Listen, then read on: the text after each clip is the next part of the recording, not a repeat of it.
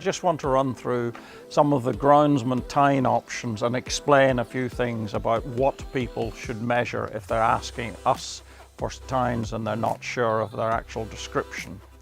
We go from the largest tines, solid tines, which are 5/8 and have no shoulder, so they have a straight edge. They will fit into a holder, which again has a 5/8 or 16mm type socket. So when measuring the tines, always go by the shoulder. That's the piece which will fit into the socket of whichever holder you're asking about.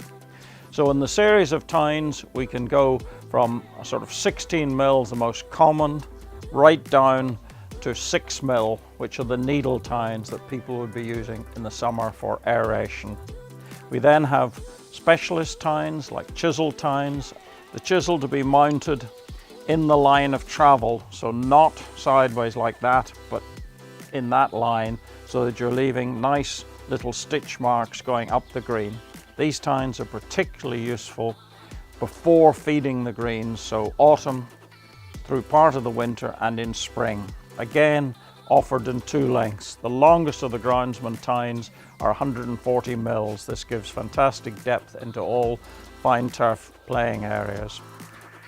On the hollow tines, this is a common 1/2-inch side discharge, so the soil will scallop out through this part, and it's a very strong tine, much more expensive than the thin walled tubular tine, but will last about 4 times the length.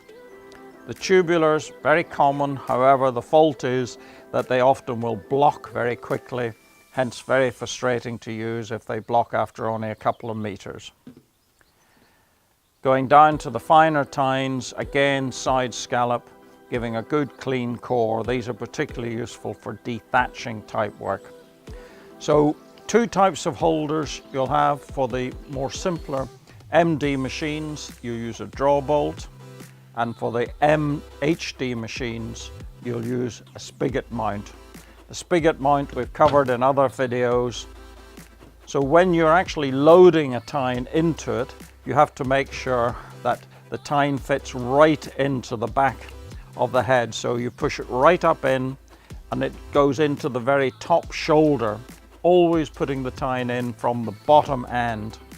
And when you load side discharge, they should always be facing rearwards, so the opening is always rear. One of the other wearing parts on the groundsman machine on the MD type are the implement head joints. These should be checked frequently, every 2 to 3 years, to make certain they're not worn, causing the heads to possibly clash. We then come to the more specialist tines, where we have clusters. This is one of the more common clusters. It's an 8S14.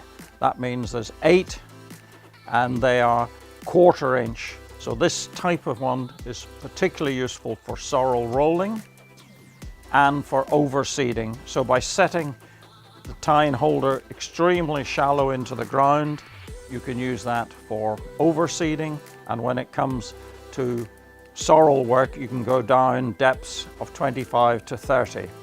Exceptionally good tine. There are other variations of the cluster which can offer this type of side discharge mounted in there. Again, useful for taking thatch out of the green and for overseeding as well. So that's covered a lot of them. Thank you for listening. Talk to you again soon.